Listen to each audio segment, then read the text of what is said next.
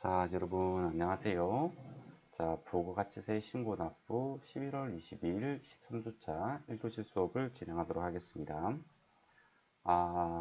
감기가 한 2주째 이어지고 있는데 많이 호전은 되었는데 이게 생각보다 좀 길게 가는 것 같습니다.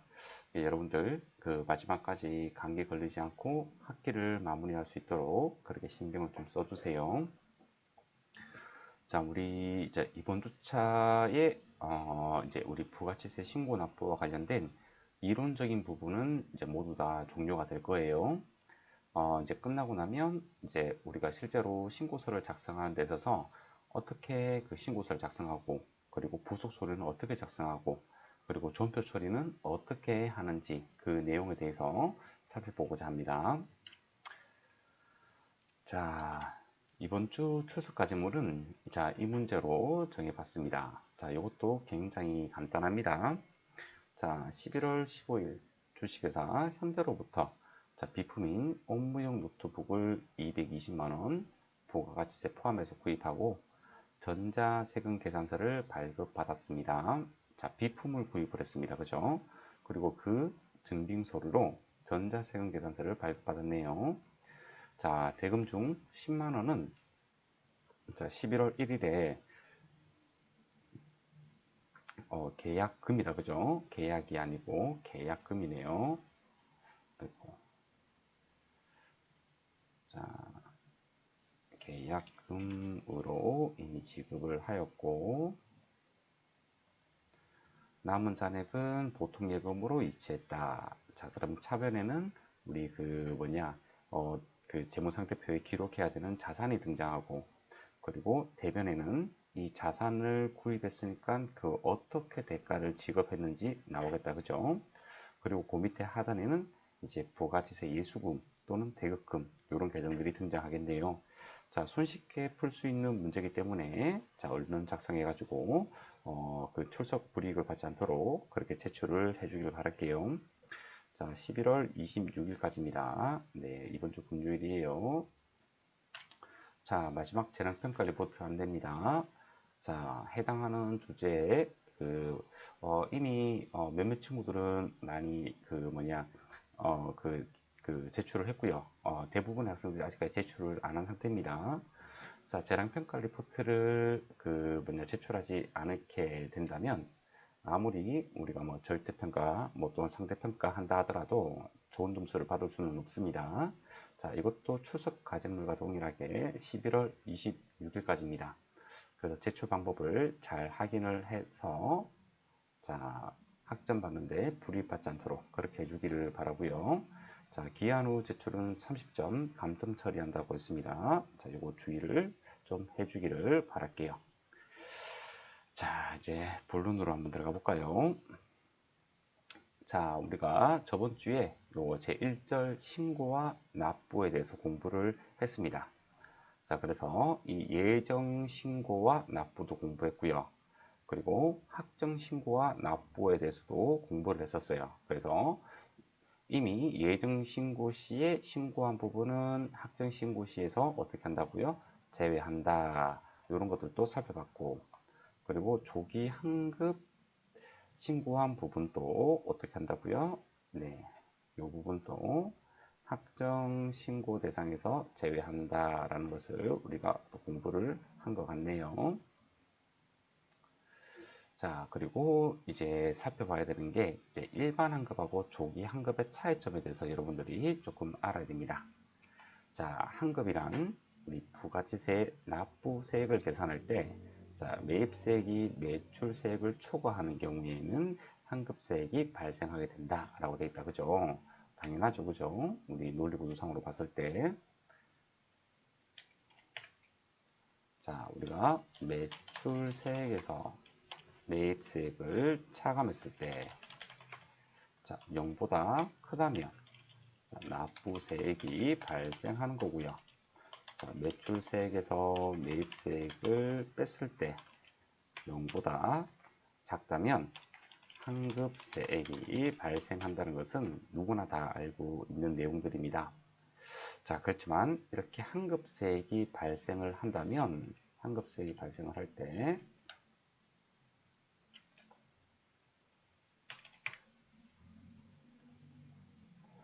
자, 우리 환급세액은 자, 첫 번째, 자, 일반 환급이고요. 그냥 환급입니다. 자, 두 번째, 조기 환급이라는 게 있습니다. 자, 일반 환급은 자, 날짜를 잘 주의를 해 줘야 됩니다. 자, 30일이라는 기준이 있고요. 조기 환급은 15일입니다. 자, 일반 환급보다 조기 환급이 조금 더 빨리 환급을 해 줘야 된다는 것은 여러분들 단어에 대한 뉘앙스에서 알 수가 있습니다. 그래서 일반 환급보다 반이나 빨리 지급을 해 줍니다. 자, 그래서 일단은 여러분들이 이 날짜를 잘 기억을 해 줘야 됩니다. 아셨죠? 자, 언제부터 30일인가? 자, 확정 신고 기한 경과 후 30일입니다. 자, 확정 신고 기한. 그러니까 이 일반 환급은 언제요? 자, 예정 신고 기간분은 자, 대상이 아닙니다. 확정 신고분만 대상이 되는 겁니다. 아셨죠? 네, 이렇게. 자, 확정 신고 기한 경과. 자, 만약에 4월, 5월, 자, 6월 확정 신고 기간입니다. 그죠? 자, 만약에 1기, 자, 1기 확정 신고 분의 신고 기한은 7월 25일입니다. 이 7월 25일을 1기 확정 신고 기한이라고 이야기합니다. 기간, 기한 개념이 다릅니다. 자, 그렇다면 이 일반 환급은 7월 25일이 경과한 날로부터 30일 이내가 됩니다. 결국 7월 26일을 포함하여 30일 이내에 환급을 해주는 것을 우리는 일반 환급이라고 이야기합니다. 자, 조기 환급은 조기 환급 신고 기한, 그죠? 자, 예를 들어서, 자, 만약에 뭐 1월과 2월, 이 2개월에 걸쳐가지고 우리 조기 환급 신고 기간이라고 합니다. 그러면 언제 신고하느냐? 자, 3월, 보자. 조기 환급, 3월 25일을 우리는 조기 환급 신고 기한이라고 이야기합니다. 자, 따라서 3월 25일이 경과한 날로부터 15일 이내에 환급이 가능합니다. 결국 3월 26일을 포함하여 15일 이내 환급이 되는 것들이죠. 자, 여러분들, 자, 요거 좀 잘 기억을 해두세요. 자, 언제부터 30일이냐, 언제부터 15일이냐, 요것을 잘 봐야 됩니다. 자, 이 조기 환급은 일반 환급하고 다르게 환급 대상이 먼저 되어줘야 됩니다. 자, 그러니까 중요하겠죠. 자, 조기 환급을 받으려면 우리 영세율 대상이 되는 어떤 그런 거래가 있다던가 또는 사업 설비를 신설하거나 취득하거나 확장하거나 또는 중축하는 경우에는 매입세액이 아주 크겠죠. 그러니까 조기에 해당되는 매입세액을 환급받고자 조기 환급을 신청하겠죠. 그죠? 그리고 세 번째가 재무구조 개선 계획이 진행 중이다. 자, 이럴 때도 조기 환급 대상이 됩니다. 자, 요 세 가지 내용들을 기본적으로 조기 환급 대상에 대해서는 알고 있어야 되는 내용들입니다. 자, 이제 조기 환급 신고 기간입니다. 자, 기간입니다. 자, 지금 제가 1월과 2월을 조기 환급 신고 기간으로 예제를 한번 만들어 봤는데요. 자, 법령에서는 이렇게 되어 있습니다. 자, 예정 신고 기간 또는 가세기간 최종 3월 중 매월 또는 매 2월입니다. 자, 예정 신고 기간은 1, 2, 3 또는 7, 8, 9월을 얘기하는 거고요. 가세기간 최종 3월은 우리 학정 신고 기간을 얘기하는 겁니다. 4, 5, 6 그리고 10, 11, 12월 이렇게 의미를 하는 거죠. 자, 이렇게 3개월, 3개월 텀이 있는데 자, 여기에서 매월 또는 매 2월이라는 겁니다. 자, 매월, 매월을 조기 환급 기간으로 할 수 있습니다. 매월, 매월을. 그리고 어떻게 또 할 수 있냐면 이렇게 매 2월로 할 수 있습니다. 자, 1, 2월 또는 2, 3월 이런 식으로요. 또 7, 8월 또는 8, 9월, 4, 5월, 5월, 6월, 10월, 11월, 11월, 12월 자, 이런 식으로 매 2월을 묶어서 조기 환급 신고를 할 수가 있습니다. 자, 하지만 이렇게는 안 됩니다. 예정 신고 기간을 넘어서 그러니까 3월과 4월 이렇게 묶고 싶다. 요거는 안 되는 겁니다. 아셨죠? 이렇게 뭐 9월, 뭐 11월 뭐 이런 것도 안 되는 거예요. 그리고 뭐 6월, 뭐 7월 이렇게 넘어가는 것도 안 되는 거예요. 이 신고 기간 내에서 매월이나 매 2월을 조기 환급 신고 기간으로 할 수 있는 겁니다. 요게 대해서 개념을 여러분들이 조금 잡아 주셔야 됩니다. 자, 이제 간이가세자를 살펴볼 건데요. 자, 여기서는 우리 전산세무 2급 교재로 좀 갈게요. 자, 내년에 출간 예정이긴 한데요. 자, 간이가세자를 보기 전에 자, 마지막으로 가산세까지 조금 살펴보고 그리고 나서 우리 간이가세자에 대해서 공부를 좀 한번 해볼게요. 자, 왼쪽에는 우리 가산세 대상이 있고요. 그리고 오른쪽에는 가산세율이 있습니다. 자, 기본적으로 이 가산세율은 굉장히 여러 가지 사유에 의해서 발생을 합니다. 자, 사업자 등록과 관련된 것, 그리고 세금 계산서와 관련된 것, 그리고 전자세금 계산서와 관련된 것, 그리고 이제 신고와 관련된 것, 납부와 관련된 것, 그리고 가산세 감면이 적용되는 것, 그리고 중복 적용 배제되는 것. 자, 여러분들이 저도 그렇지만 저도 중요한 가산세율은 알지만 이런 중복 적용 배제라든가 그 구체적으로 깨끗하게 암기를 하고 있지는 않습니다. 암기를 한다는 게 많이 힘듭니다. 자, 그래서 주요한 내용들만 조금 보도록 할게요. 자, 우리 사업자 등록과 관련된 거는 자, 우리 1%의 가산세가 적용됩니다. 사업자와 관련된 것. 이 사업자와 관련된 거는 사업자 등록을 하지 않았거나 또는 타인 명의로 사업자 등록을 했을 때 1%의 가산세가 달라붙습니다. 자, 우리 세금 계산서 관련돼서는요, 0.5%, 1%, 2%, 3% 이렇게 되어 있습니다. 자, 처음에 가장 낮은 세율, 이 0.5%는요, 늦게 받았을 때입니다. 늦게 받았을 때, 만약에 늦게 발급을 했다면 1%입니다. 잘못 기재하더라도 1%입니다. 발급을 안 하거나 또는 A 사업자한테 발급을 해줘야 되는데 B한테 발급을 하거나 받거나 또는 원래의 금액보다 더 높여서 발급을 하거나 수취를 하게 되면 2%의 가산세가 있습니다. 그리고 만약에 공급 없이 계산서만 왔다 갔다 하는 이런 가공 발급이나 가공 세금 계산서를 수취를 했으면 3%의 가산세율이 있습니다. 자, 0.5%, 1%, 2%, 3%, 이 정도는 외워주셔야 됩니다. 실무에서도 이 세금 계산서 관련된 가산세는 매우 중요합니다. 아셨죠? 네, 매우 중요합니다. 자, 이번에는 전자세금 계산서 발급 면세를 우리 다음날 세금 계산서 발급일로부터 다음날에 발급 면세를 전송을 해야 되죠. 자, 만약에 전송을 하지 않았다. 0.5%예요. 늦게 전송했다. 그러면 0.3%에 해당이 되는 겁니다. 자, 요 내용들 좀 알아주시고요. 자, 이번에는 세금 계산서 합계표 관련입니다.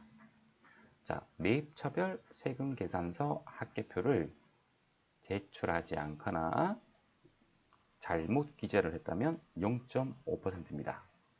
만약에 늦게 제출했다면 0.3%입니다. 자, 요 위의 내용들하고 조금 비교를 해가면서 보는 게 좋아요. 자, 통상적으로 이 세금 계산서 관련된 가산세의 반 정도를 세금 계산서 합계표 가산세로 매기고 있는 거예요. 자, 미제출, 자, 미발급, 이런 지연발급 여기 나와 있다 그죠? 지연발급 부실기재 1%. 근데 미제출 부실기재가 0.5%. 조금 뒤섞여 있네요. 그죠? 자, 지연제출 0.3%. 여기는 지연수치 0.5%. 이렇게 되어 있다 그죠? 자, 그리고 자, 매입처별 세금계산서를 늦게 수취하거나 또는 가다기재에서 받거나 뭐 이런 경우에는 0.5%의 가산세에 처하게 됩니다. 자, 신고 불성실 가산세입니다. 자, 무신고는 20%입니다. 가소신고는 10%입니다. 하지만 부당행위는 40%입니다. 자, 우리가 가산세를 매길 때는 어디에다가 유를 매길 것인가 라는 건데요. 이 사업자 등록 세금 계산서 관련된 것들은 전부 다 공급 가액에다가 몇 %다 라고 매기고 있습니다. 하지만 이 신고 불성실 또는 납부 불성실은 해당되는 납부세액에서 우리가 이렇게 유를 곱해주고 있는 거예요. 자, 이 신고 불성실 그리고 납부 불성실은 실무에 가게 되면 굉장히 중요합니다. 그래서 지금 유를 암기하고 있는 게 좋습니다. 자, 납부 불성실 같은 경우에도 이 납부세액에다가 만분의 2.5를 곱해서 미납일수를 곱하는 겁니다. 네. 이게 하루당 이자다라고 생각을 해주시면 되는 거예요. 요게. 자, 그리고 영세율 가세표준 신고 불성실 가산세입니다. 자, 요거는 우리 영세율과 관련된 가세표준에다가 0.5% 가산세율을 적용해 주고 있습니다. 자, 율이 상당히 많은 것 같은데요. 자, 이거는 많은 건 아니에요. 자, 제가 최소한의 내용들만 제가 올려놨기 때문에 이 정도는 암기를 좀 해두셔야 됩니다. 아셨죠? 이거 말고도 여러 가지 복잡한 가산세 그리고 율 뭐 이런 것도 상당히 많은데요. 이 정도는 실무에서도 굉장히 중요하기 때문에 이 정도는 암기를 해 주셔야 됩니다. 자, 가산세의 감면입니다. 자, 우리가 수정신고, 기한후신고, 지연제출 뭐 이런 게 또 있는데요. 자, 용어를 한번 정리 한번 해봅시다. 자, 수정신고라는 게 있고, 자, 경정청구라는 게 있습니다. 자, 수정신고는 가소신고하여 자진해서 다시 올바르게 신고하는 것을 이야기합니다. 경정청구는 가대신고하여 세액을 다시 돌려달라고 신고하는 것을 이야기하는 겁니다. 그 의미가요. 자, 원래는 자, 100원을 납부해야 되는데 최초 신고할 때 자, 30원만 납부를 했어요. 그러면 수정 신고하면서 70원을 추가적으로 납부를 해야 되겠죠. 물론 이때도 가산세가 달라붙습니다. 왜요? 요거죠. 신고 불성실 가산세 중에서 지금 수정 신고 같은 경우는 가소신고 했잖아요. 그래서 이 10%, 네, 이 10% 만약 70원이면 70원에 10%를 가산세로 더 추가적으로 납부를 해야 되는 겁니다. 자, 경정청구는 원래는 100원을 납부하면 됩니다. 그런데 최초 신고할 때 120원을 납부를 하였습니다. 그래서 다시 경정청구로 어떻게 해요? 20원을 환급해달라고 이야기를 해주는 겁니다.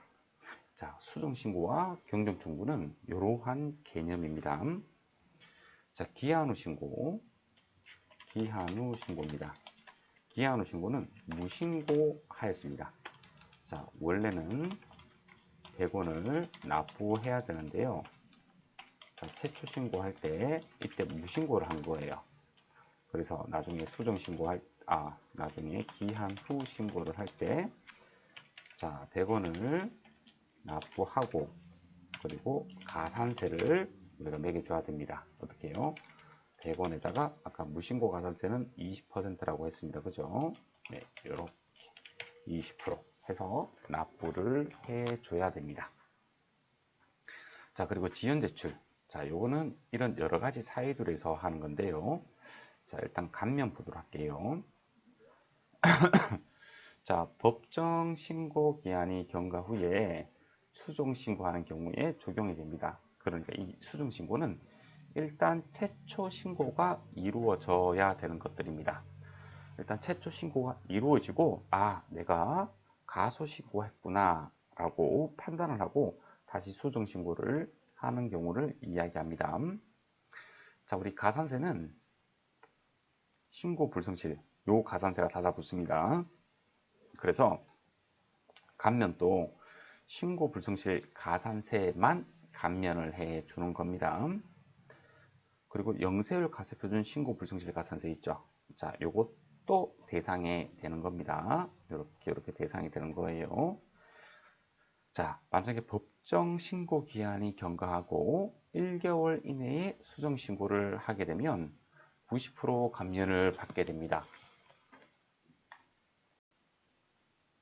손님이 와서 잠깐 끊겼네요. 자, 다시 시작하도록 하겠습니다. 자, 여기서 이 가산세 감면을 이제 조기에 조금 다시 수정 신고를 제대로 하라는 취지에서 조금 빨리 그 수정 신고를 할수록 감면율이 높도록 설계가 되어 있습니다. 그러니까 이 법정 신고 경과 후 이제 1개월 이내는 90%를 감면해주고 3개월 이내는 75%, 6개월 이내는 50%, 1년 이내는 30%, 1년 6개월 이내는 20%, 2년 이내는 10% 이렇게 해주고 있습니다. 자, 기한 후 신고도 감면이 있는데요. 자, 요거 1개월, 3개월, 6개월 요렇게는 규칙적으로 가는 거고요. 그리고 이 수정 신고는 2년 안에까지 그 감면이 더 있다는 거, 있다는 거 알아봐 주시면 됩니다. 자, 기한 후 신고는 이제 법정 신고 기한이 경과 후에 아차, 내가 신고를 못했구나 해서 무신고 상태에서 이제 기한을 넘어서 신고를 하는 경우를 말하는 겁니다. 자, 이것도 신고 불성실 가산세만 해주는 거예요. 요거 20%를 매길 때, 자, 이렇게 가산세가 나오잖아요. 자, 기한 후 신고 이렇게 가산세가 나오잖아요. 자, 여기에서 감면율을 이렇게 곱하는 겁니다. 자, 감면율 이렇게 곱하는 거예요. 자, 실제로 납부할 때는요. 자, 1개월 이내는 50%, 3개월 이내는 30%, 6개월 이내는 20%입니다. 자, 1개월 이내는 50%이기 때문에 실질적으로 가소신고 가산세하고 동일하게 적용되기 때문에 만약에 자신이 신고를 하지 않았다면 그 1개월 안에 빨리 신고를 들어갈 수 있도록 그렇게 해주셔야지 금전적으로 불이익을 덜 받습니다. 자, 지연대출 이게 뭐냐면요. 자, 감면 대상 가산세가 우리 뭐 매출처별, 세금 계산 사개표, 미제출 이런 제출과 관련된 거예요. 제출과 관련된 거. 자, 이렇게 제출과 관련된 거는 감면율이 일단 50%인데요. 그 기한이 너무 짧아요. 요거는 1개월 이내에 의무를 이행하는 경우에 한해서 50% 감면을 해준다는 겁니다. 아셨죠? 네, 요겁니다. 요거. 이 영세율 가산표는 또 이 서류를 제출해야 되거든요. 서류. 네. 자, 그리고 이 가산세가 이게 경합이 붙을 수가 있습니다. 어떻게 되냐면, 자, 예를 들어서 사업자 등록을 안 한 상태라면 우리가 물건을 재화를 공급하고도 전자세금 계산서를 미발급했을 거고, 그렇다면 전자세금 계산서 대상자라면 전자세금 계산서 미존송 가산세가 달라붙을 거고, 또 그렇다고 한다면 매출처별 세금 계산서 합계표를 제출하지 않았을 겁니다. 자, 이런 식으로 어떤 사항에 대해서, 자, 다시 볼게요. 자, 사업자, 자, 깜빡하고, 자, 시기적으로 서둘러 재화를 공급해야 하는 경우가 발생해서 사업자 등록을 하지 않고 재화를 공급했다는 가정을 한번 해볼게요. 자, 첫 번째, 일단은 사업자 미등록을 하였습니다. 사업자 미등록을 하였기 때문에 세금 계산서를 미발급할 수밖에 없습니다. 세금 계산서를 발급할 수가 없는 거죠. 세 번째, 자, 만약 전자세금 계산서를 발급해야 하는 사업자이면 뭐까지 간다고요? 그렇죠. 전자세금 계산서 발급 명세 미존송 가산세가 또 달라붙겠다. 그죠? 자, 또한 세금 계산서를 미발급했기 때문에 매출처별 세금 계산서 합계표 불성실 가산세가 적용돼야 되겠다. 그죠? 미제출. 네, 미제출. 자, 우리 사업자 미등록이었다. 그러면 어떻게 되죠? 자, 요거 공급가액의 1% 가산세가 달라붙고요. 세금 계산서를 발급하지 않았다. 어떻게 되죠? 공급가액의 2%를 매기는 겁니다. 자, 전자세금 계산서 발급 명세를 미존송했다. 자, 그럴 때는 공급가액의 곱하기 0.5%입니다. 자, 매출처별 세금 계산서 합계표를 제출하지 않았다. 그럴 때는 0.5%가 되겠다. 그죠? 자, 공급가액의 0.5%가 되는 겁니다. 자, 그렇다면 이거를 싹 다 합치고 나면 합계는 공급가액의 보자 곱하기 4%가 되겠네요. 4%. 자, 이 4%라는 게 상당히 무섭습니다. 어떤 도매를 하는 도소매 업자라든가 이런 친구들은 마진은 작은데 공급가액은 굉장히 클 수가 있어요. 100억 이렇게 될 수 있단 말이죠. 그럼 가산세만 4억이 됩니다. 자, 이럴 때는 어떻게 하느냐? 이렇게 합니다. 통상적으로 그 가산세율이 가장 높은 거를 적용하는 거예요. 자, 지금 매출처별 세금 계산서 그리고 전자세금 계산서 발급 명세 미존송 보다는 뭐가 더 높냐 하면 요거 미등록이 더 높습니다. 그래서 1, 2번은 2, 3번은 이렇게 사라지게 되고 1번 남고 4번 아이고 제가 잘못했네요. 다시. 자, 사업자 미등록 가산세는요. 세금 계산서 미발급이 아니고 요거 있죠. 전자세금 계산서 발급 명세 미존송보다 우선하고 매출처별 세금 계산서 합계표보다 더 우선한다고 되어 있습니다. 그죠? 여기 요거랑 경합이 붙었을 때는 사업자 미등록 가산세를 적용한답니다. 자, 그래서 3번과 4번이 사라지게 됩니다. 자, 그리고 나서 이 사업자 미등록 가산세와 세금 계산서 미발급 가산세가 달라붙을 때, 자, 미등록보다는 세금 계산서 미발급이 더 우선시 됩니다. 자, 그래서 사업자 미등록 가산세가 사라지게 되고 결국에는 세금 계산서 미발급 가산세 하나만 가세를 하게 되는 겁니다. 이런 식으로. 네, 실제 적용될 때는 자, 이렇게 되는 겁니다. 자, 그런데 이것들을 전부 다 외우는 것은 조금 많이 힘듭니다. 그리고 별로 실익도 별로 없습니다. 왜냐하면 그때그때 상황에 따라서 이렇게 찾아보면 되는 것들이기 때문이죠. 자, 그래서 여러분들이 이 논리 하나만 좀 가져가 주길 바랄게요. 자, 웬만하면 가산세율이 가장 높은 것을 적용을 한다. 자, 그리고 두 번째. 자, 요거 있죠. 세금 계산서가 미발급이 되었다면 전자세금 계산서도 미전송되고, 그렇다면 매출처별 세금 계산서 합계표도 미제출되겠구나. 요거.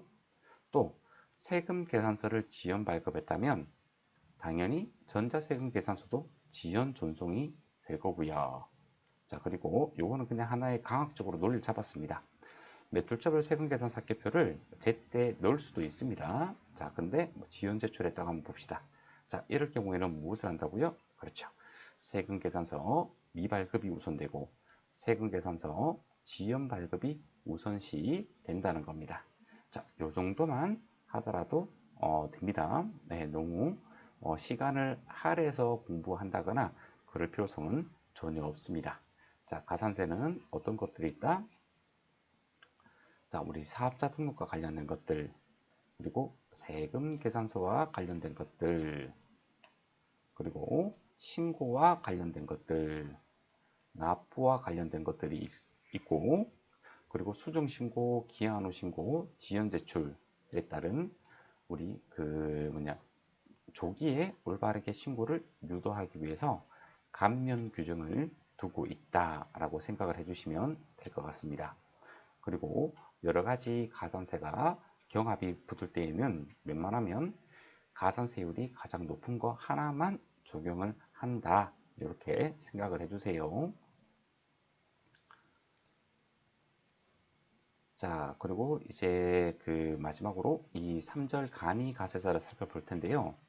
자, 이 간이가세자는 자, 전산세무 2급 교재로 먼저 조금 내용이 좀 많아서 이걸로 하도록 할게요. 자, 간이가세자입니다. 자, 간이가세자 규정은 2021년도에 그 규정이 변경이 되었기 때문에 내용을 조금 충실히 좀 살펴봐야 됩니다. 조금 까칠하게 규정이 변했다고 생각을 하시면 됩니다. 자, 우선 이 간이가세자가 누구인지에 대해서 살펴보도록 하겠습니다.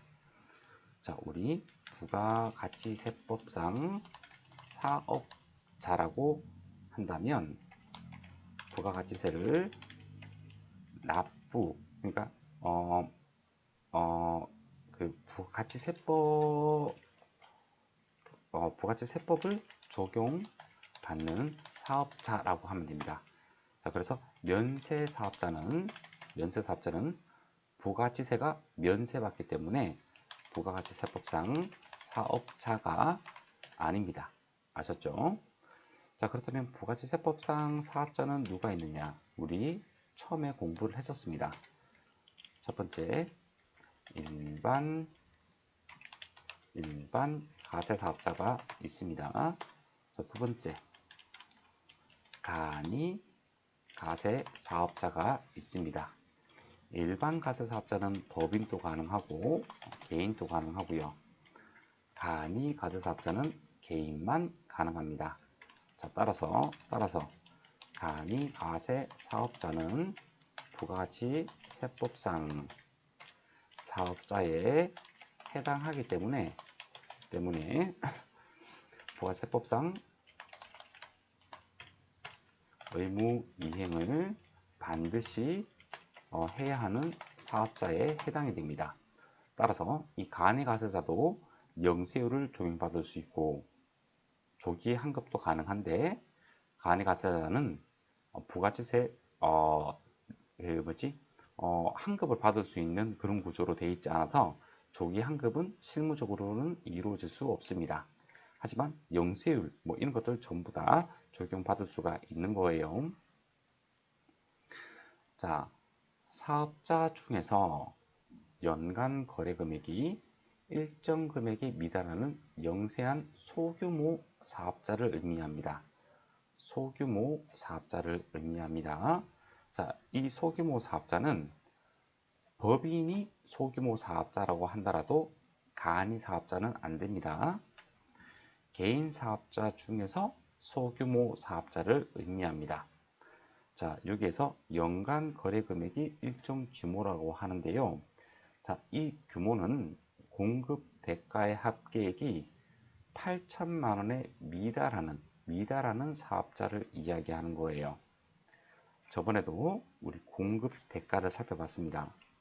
공급 가액에다가 부가가치세를 더하게 되면 공급 대가라고 이야기합니다. 자, 이 공급 대가가 8천만 원에 미달하는 사업자를 의미하는 거예요. 자, 시간이 되었기 때문에 잠깐 쉬었다가 2교시에 이어서 설명을 하도록 할게요.